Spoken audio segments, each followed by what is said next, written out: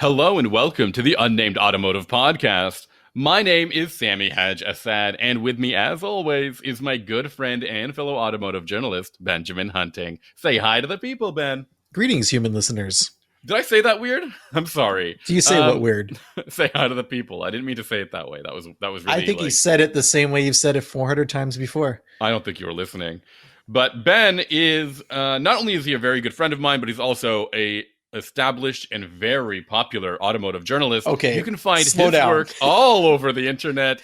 Now you're saying weird. Now you're saying weird stuff. You barely have to look. But Ben, if you want to point them in the right direction, why don't you give them a nudge? Sure, you can find my work at Motor Trend, and at driving.ca and at Haggerty. And you can find my work at driving.ca and autotrader.ca, as well as Capital One's Auto Navigator.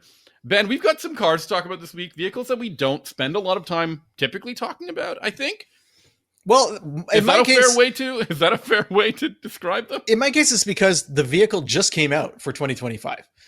In particular because you're talking about a specific trim level on that vehicle. Yeah. So it's the 2025 Hyundai Santa Cruz, but the model that I'm talking about is the XRT.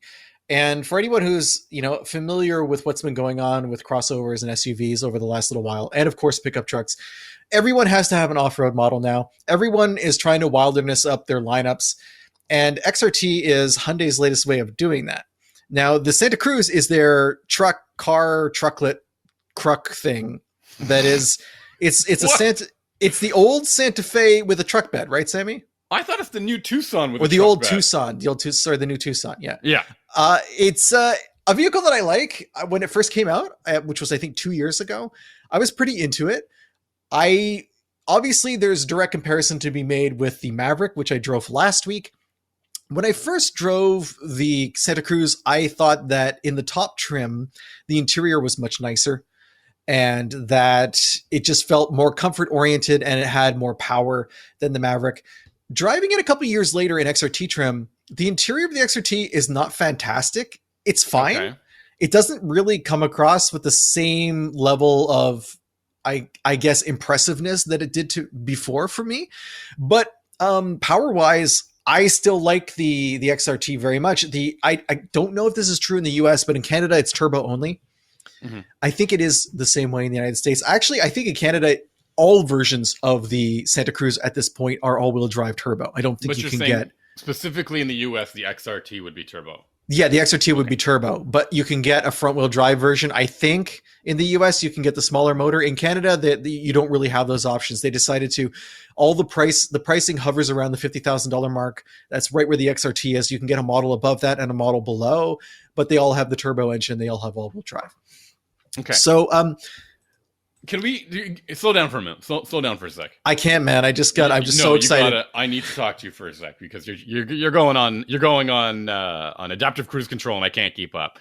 What I think is worth pointing out is that the timing of the two trucks when it comes to these trucklets, as you called them, the Maverick and the Santa Cruz, was really close. So I think it like invariably the two vehicles were compared to each other, and I think value wise, the Santa Cruz couldn't keep up. It was just too expensive for... I wouldn't say it was too expensive. I'd say you got more with the Santa Cruz. They just didn't offer the cut rate version that the Maverick did. That no longer exists. And now the Maverick... that's exactly what I was going to point out. Maverick pricing is like $8,000 more now than it was when it first came out. Which brings it way closer in line to what the Santa Cruz... what you're getting from the Maverick has not improved. Yeah, okay. In a meaningful way.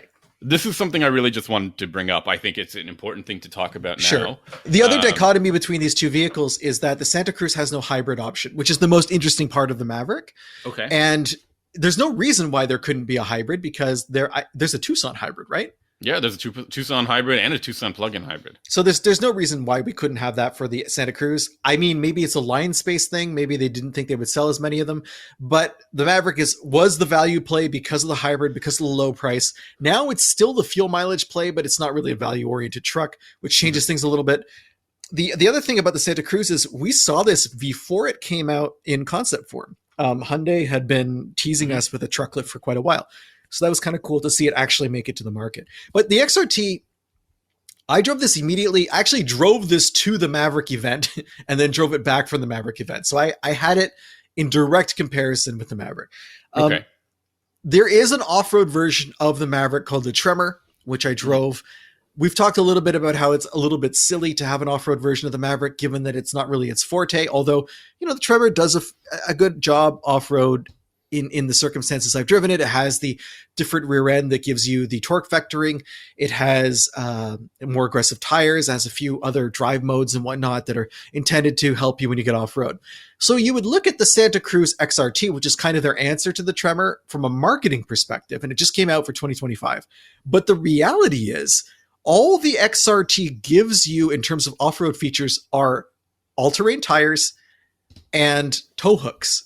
We need to talk about this as a whole. This is the case across the entire Hyundai lineup for XRT trims. Really? All-terrain tires, and even if you get anything more than that, it's a bonus. I looked at this with the Tucson XRT, and it is completely a non-factor in terms of describing what would make it more off-road friendly. It's kind of like X Pro, but a little bit less in some cases. Or X-Line, yeah. No, I don't think it's X-Line. I think it goes above X-Line. But okay. You don't get any special drive modes. You don't get any different suspension. Like, it still has 8.6 inches of ground clearance, which is the same as every other Santa Cruz. As I mentioned, in the US, it gives you the turbo, but you're getting that anyway, and that's not really an off-road specific thing. So it still has hill descent control, which the other one had. The only other real difference, other than the specific features I mentioned off the top, the front bumper has been reconfigured to give a few additional angles of approach. Yeah. So, I mean, that's not nothing, but it's just a little bit unusual because, wilderness vehicles from Subaru are pretty different. Different transmission gearing, a different drive. I think it has different X modes that are available. The Outback certainly has more ground clearance than a regular Outback. They do put somewhat of an effort into it. And then skid plates, usually serious skid plates for protecting important underbody equipment. So the XRT, it comes across as kind of an appearance package more than anything else, because you could go to the aftermarket and add all-terrain tires. You could do that. They're from Continental for the XRT. So you could make your own XRT. You won't get the bumper. You won't get the tow hooks, but you could put tow hooks if you wanted. So then you're just missing the bumper. And I guess you could save some money by doing that. It really comes across as, when we talked last week about the Maverick Lobo, about how it was Ford wanting to get that aftermarket money. Mm-hmm. And instead of having people go to the aftermarket to buy their tires and whatever body kits, they're going to go to Ford and get the Lobo instead. The XRT really comes across as Hyundai saying, hey, we don't want that money flowing out of our dealerships. We would much rather have it in our own pockets, and we'll give you these things that don't cost us anything extra to develop. Like, they can put this on an existing Santa Cruz and they don't have to make any real changes. So that's a win for them from a cost perspective. I don't know if it's a win for buyers or not. To get this version of the truck, the base Santa Cruz is $28,000. There's then the version that's just below XRT is called SEL Activity. Okay, that's $33,000. The XRT is $40,000, and then $40,000. Okay, the limited trim, which is the top trim, is $42,000. So the XRT is like a less luxurious version of the limited in some ways, and an off-road version of the SEL Activity and others. I think a big part of the price bump when you move from SEL Activity to XRT is the turbo engine. Okay. So I'm going to build a SEL Activity right now and add the turbo and see what that actual price is. Okay. Would you get mad at me if I said I'm looking at Tacomas and I think the TRD Sport, which I think is probably, a bit more capable and is also bigger, would be a $40,000 truck? I don't think they're comparable vehicles at all. Just because of that sizing and that performance difference? Sizing, performance, pricing, but it's still like a mid-size versus a compact. Fuel economy. Oh, that's fair. 24 miles per gallon highway on this Taco is not very good. It's really different. So I added a turbo to the SEL Activity, and it brings the overall pricing to $36,900. So you could build that truck and then add the tires and still come in under 40. So I don't know. I didn't dislike the truck. One of the nice things about not making any changes to any other aspect of the vehicle is it still rides nice on the road. Like, you're not being asked to pay any kind of penalty for an off-road suspension. The tires themselves are pretty transparent on the road. They didn't really seem louder than they needed to be. They didn't really seem like there was any kind of tread wobble or mush because of the more aggressive tread blocks. Mm-hmm. I drove the truck. I didn't take it off-road, but I did take it on some rutted and muddy roads that I have. The gravel is currently being redone in my area on the back roads. It drove fine. I mean, no complaints. I like the truck, and mine had the integrated tonneau cover, which I think is part of the XRT package. That was fine. I was able to haul 4 tires, 16-inch tires in it, but it was like at the absolute limit because that tonneau cover rolls up into a rectangular section at the front of the bed, which cuts off like 3 or 4 inches of bed length at the top. So that's something to keep in mind. Unlike the Maverick, I don't think the Maverick has the hidden storage that the Santa Cruz has underneath the bed. So there's like lockable storage there as well to kind of make up for having a slightly smaller bed. And the Maverick's back seat is definitely smaller than the one in the Santa Cruz. Yeah, of course. I mean, it's so funny to think. I mean, if you take a look at the product that these 2 trucks are based on, which is, I guess, Bronco Sport and Tucson, they seem very competitive with each other. But I think when you make these truck additions to it, the way that the Tucson and Santa Cruz kind of like still work while the Maverick's rear seat kind of like falls down a little bit. And I think the pricing differences the value, what's the word I'm looking for? Like you said earlier, there was an element of the Maverick that felt cut rate or cut down. And I think that still shows. Yeah, like a work truck. Yeah. So, but capability wise, I mean, they're functional trucks for the majority of buyers who need a small truck, right? Yeah, and it's also worth noting that the Santa Cruz out-tows the Maverick. It'll do 5,000 pounds, which is 5,000 is quite good. Yeah, that's the top for the vehicle, and I think 4,000 is the max for the Maverick. And to get that, you have to get a special tow package for the Maverick, which is not available on the Lobo, for example. Okay, I think in terms of payload, they're about the same. I think it's like 1,400 for the XRT and maybe 100 more for the Maverick, unless it's the Lobo, which is around 1,000. Okay, all right. Now that's pretty much all of the small trucks, though, right? Maverick and that's it. Santa Cruz. That's it, and that's again. Ridgeline is too big. It's much bigger. Much bigger. Yes. I mean, it's a pilot platform. But the Ridgeline feels smaller than a Tacoma. Not really. I mean, maybe the newer Tacoma, but if you look at the platform of the Ridgeline, it's a Pilot, which is a mid-size crossover, a big mid-size crossover. Yeah, that's fair. So quite a difference there. And Pilot is always, I don't know, is always this like half truck. It rides quite well on the road, and then has the practicality, I think, of an open truck bed, but I think sometimes falls short of doing really big truck things, which what I can expect from the you mean Ridgeline? Yeah, Ridgeline. Sorry, yeah, Ridgeline. Yeah, I mean the Ridgeline falls short in pretty much every area. Ridgeline is a weird truck. Ridgeline is like, remember the Titan XD? Yeah. Where it was a truck that was not a half ton, but it wasn't quite a heavy duty truck, but it had problems with gross vehicle weight rating. So because the vehicle itself was so heavy with that big diesel engine option that it had, it couldn't actually tow any better than a half ton. Right. And yet it was heavier and consumed more fuel and was more expensive. It was kind of an outlier. And I feel like the Ridgeline is an outlier in the sense that kind of going the other way, where it doesn't really do truck stuff the same way a half ton does, but pricing is kind of similar. And like, it's not small and light enough to really give you a fuel mileage advantage. So the fuel economy of a Ridgeline is, I think, more similar to a half ton than not. Mm-hmm. And you find that with the mid-sized trucks too, to a certain extent, depending on how you configure them. But it's kind of an odd truck out in this situation. Interesting. Okay. Anything else you want to talk to me about with the Santa Cruz? Did you enjoy your time with it? I think it looks great. Mine was bright orange, and cool. I just think it's a nice. It's a cool looking truck. It gets a lot of attention. People seem to notice it. I think some people harbor this innate desire to own a pickup truck. And I think like the Santa Cruz is an attainable version of that. Like they look at that and they're like, oh, that fits in my driveway or my garage, or I'm not intimidated by driving that. That looks kind of fun. It's like, it really has a lifestyle vibe. And I appreciate that it exists. I've considered buying one in the past, but I think that I'd really want the most comfortable version. And at that price point, like in Canada, you're well over 50,000, and it starts to be, do I really want to pay this much for this truck? I don't know if I would get the XRT unless you really like the styling of the bumper and you like having the aggressive tires.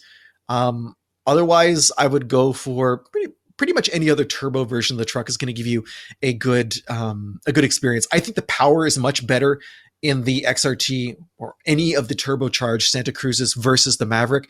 Okay. The Maverick EcoBoost feels very workmanlike. The power is there, but it's going to take you a while to get where you want to go. The XRT is, or any Santa Cruz, is just much more responsive, and it feels quicker. Okay.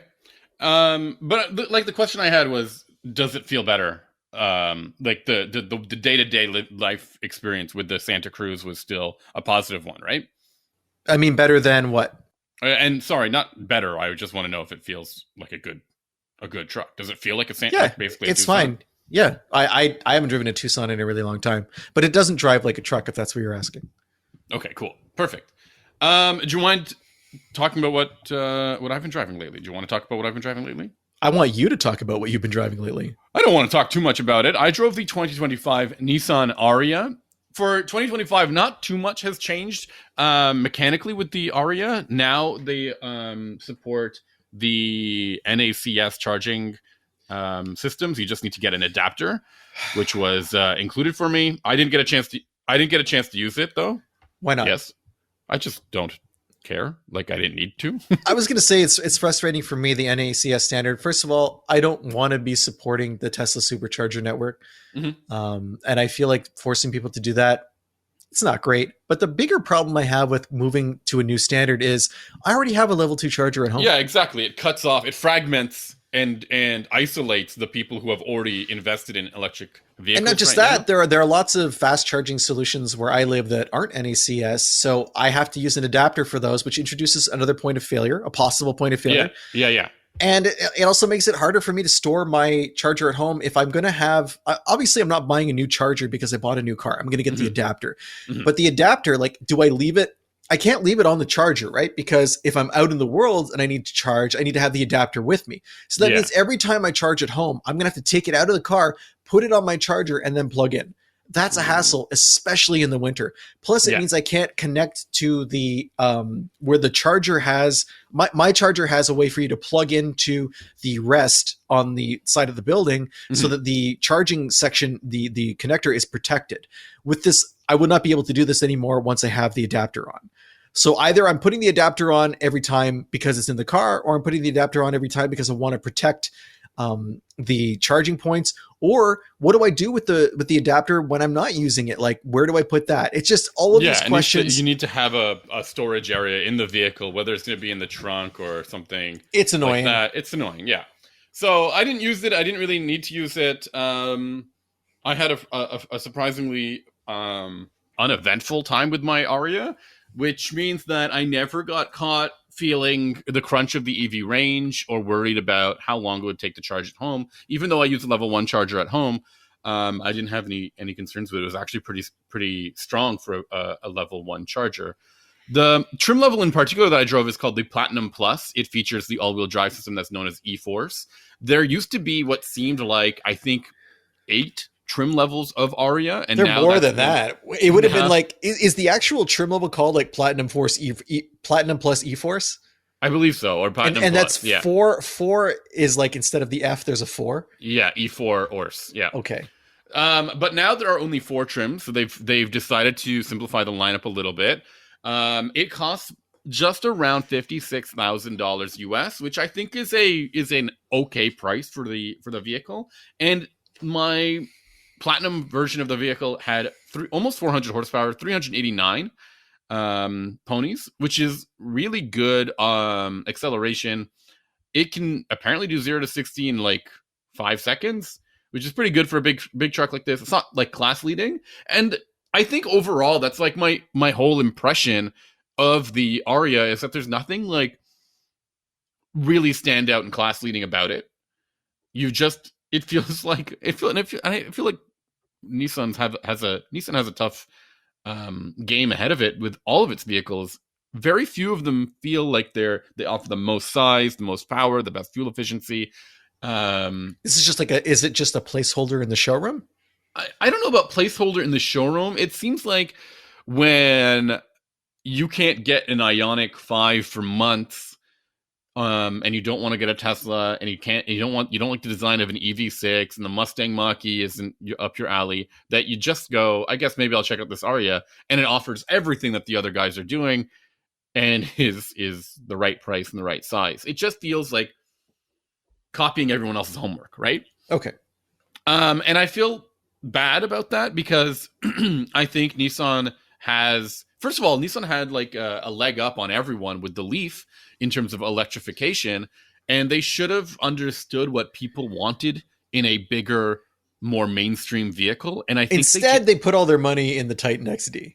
Yeah, exactly. And I think, I don't know about Titan XD, but they just didn't put their effort into the Ariya in the same way. I mean, I think this whole idea of zero to like high torque or high output figures in these EVs is really not the way to impress buyers. I think the way you're going to impress buyers is with the technology in the vehicle and the driving range and charging speed of these vehicles. People are worried about EVs in terms of range, how far they're going to go, and how quickly they're going to recharge. I know that sounds like we've talked about this every time we talk about EVs, but those are the two pain points that need to be rectified.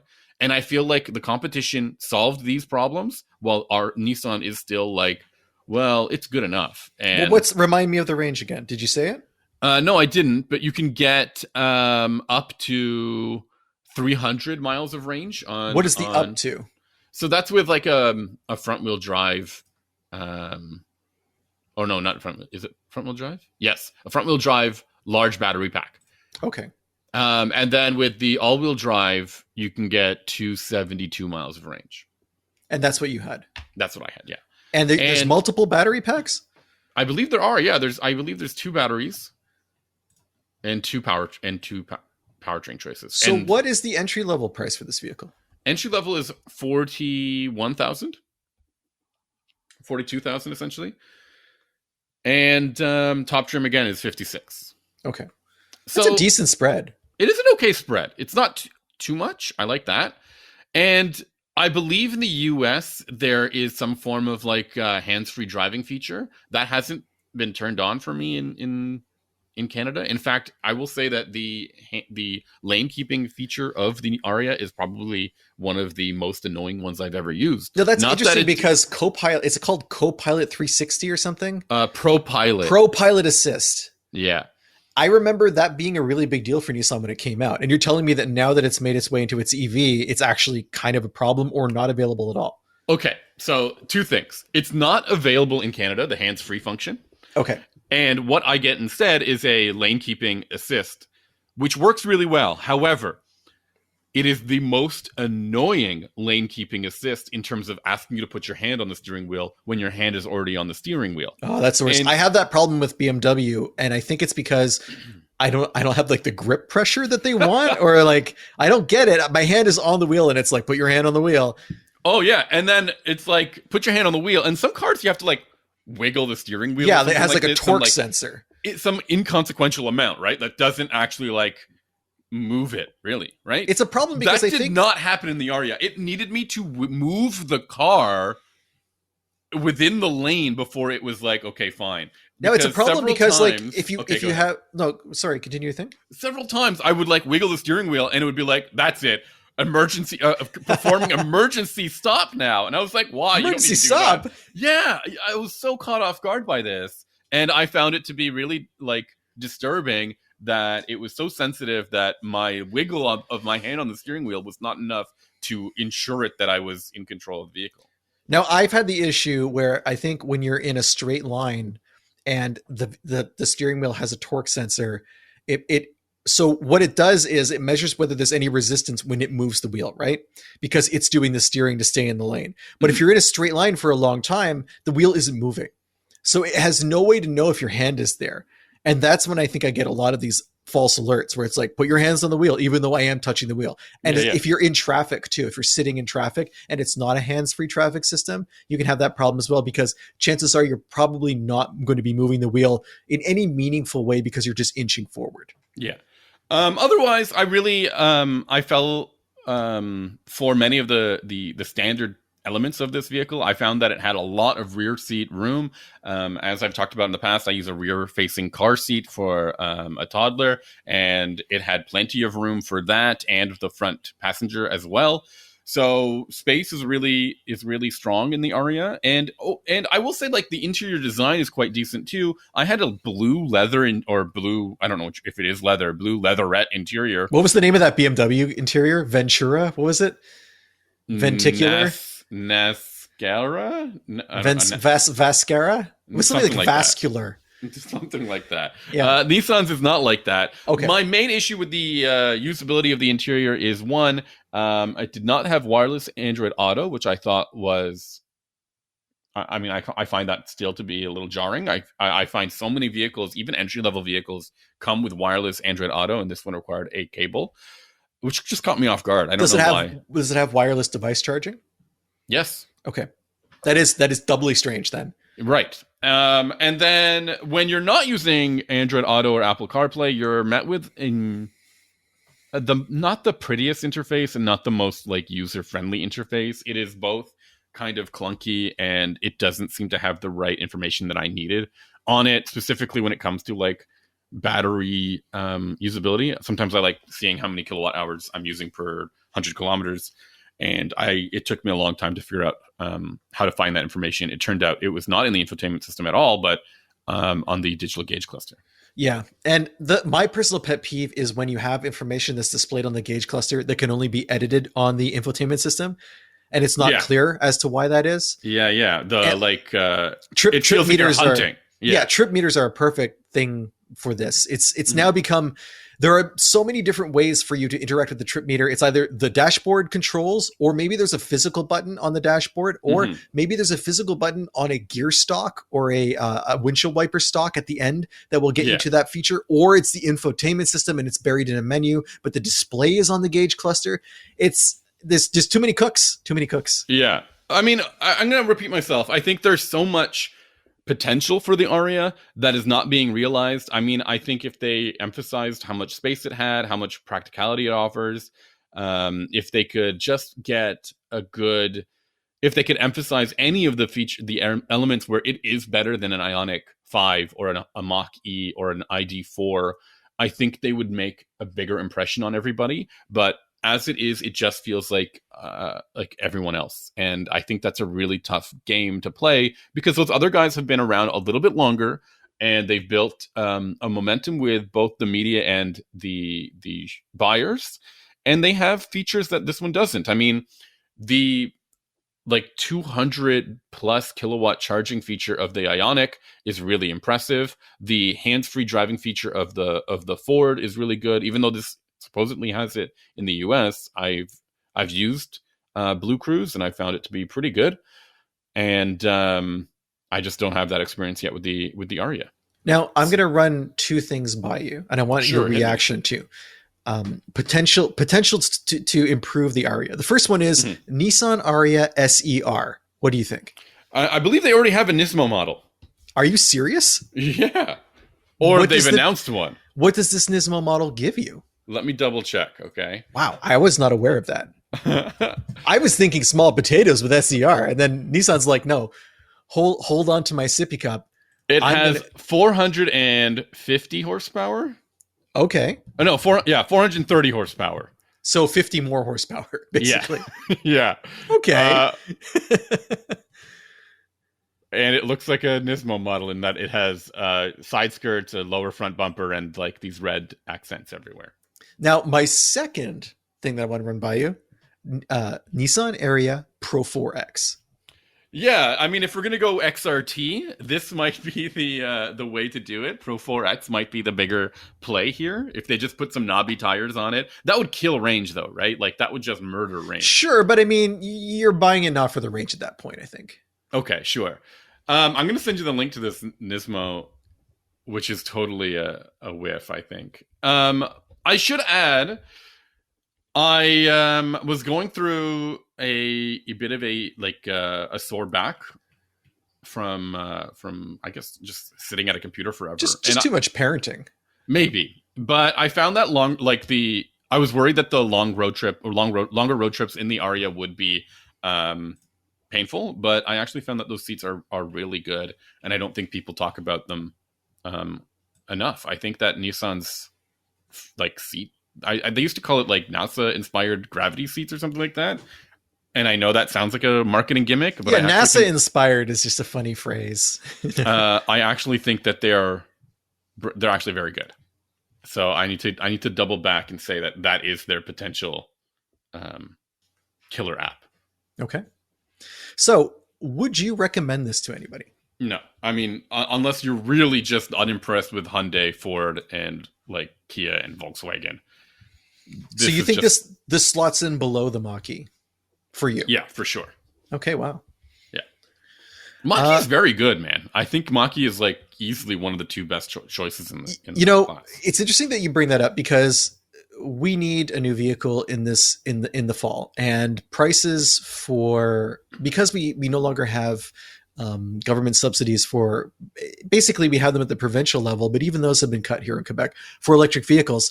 The pricing for the vehicles we were looking at, the Ioniq 6, the Ioniq 5, have not gone down. Mm-hmm. I thought that they would lower them because they were going to have fewer sales because the prices were high before taking into account the subsidies.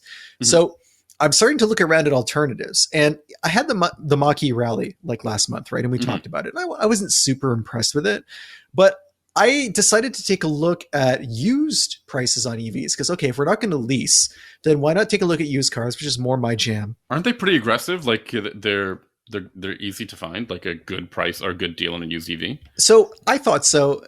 What I'm running into is I want an Ioniq 6, but the problem is they've only been on sale for a couple of years. So there's not a lot of used inventory. Most of what I'm seeing is in the 35, and that I don't even really see 35. Most is $40,000 for an all-wheel drive model. And they're almost all all-wheel drive models because the rear-wheel drives were just not really sold that much in Quebec. Then I look at Ioniq 5. Those are at the $35,000 level, maybe 30, but the 30 ones are the smaller battery versions. Oh, right. Okay. And that doesn't really meet our needs. And when we start looking at the amount of distance that my wife needs for a job, for a commute, which is why we're mm-hmm. buying this car. So then I opened things up a little bit. I looked at the Kona EV. Yep. Kona EV is really on the outside when it comes to range. She would probably have to charge, which is what we're avoiding. I want a vehicle that can go to midday charge. You mean so commute into the city and then have to charge there? No, she would have to charge on the way back. She doesn't have the ability to charge at work. If she did, we would get a Bolt. It would be fine. But because we have to take into account winter and I want it to be round trip charge, that limits our things.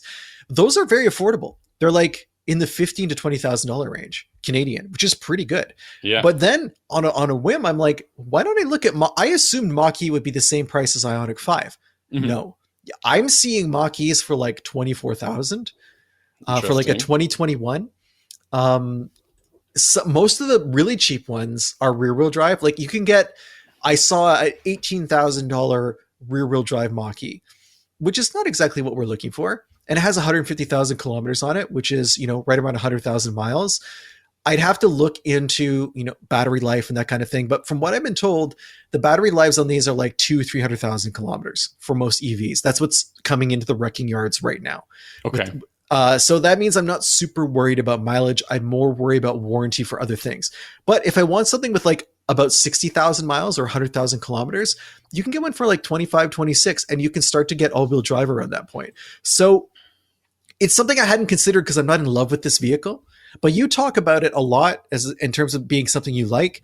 And if it's something we're going to be using for commuting, then realistically, it's not really about getting the best possible car, which would be for me, the Ioniq 6. Right. If I could get an affordable Mach-E in the $25,000 range, that makes a lot of sense, I think. Very, very true. I think I would love to hear people's long-term experience with either of them, and I think that would help us.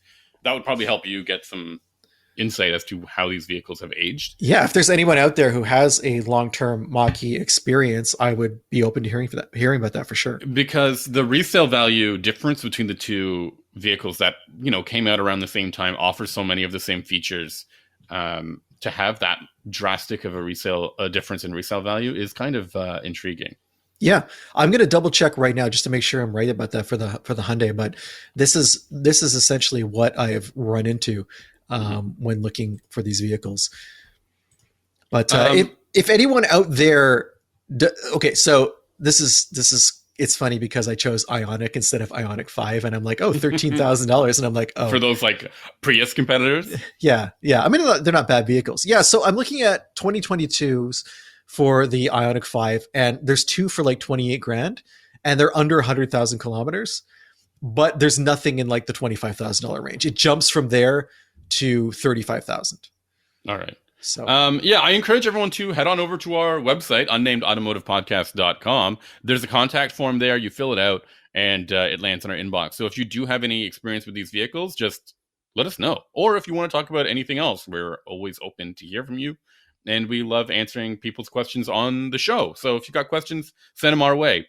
Additionally, you can email us. It's benjamin@benjaminhunting.com. Or you can find us on Instagram. Ben is at Hunting Benjamin, and I'm at Sami_ha, like you're laughing. Or you can find us on Blue Sky. He's at Hunting Benjamin, and I'm at Sami-ha, like you're laughing. Ooh, confusing. So Absolutely. Confusing. Ben, what are you driving next week? Next week, I'm going to be talking about a car I think that many people have been waiting for maybe their entire lives, the BMW M5 wagon. Very cool. I'll be driving a BMW as well, the X3 M50, something I think we've driven in the past, but now I'm getting a second take with. All right. I'm excited to hear about it. Me too. See you later. Bye. Bye.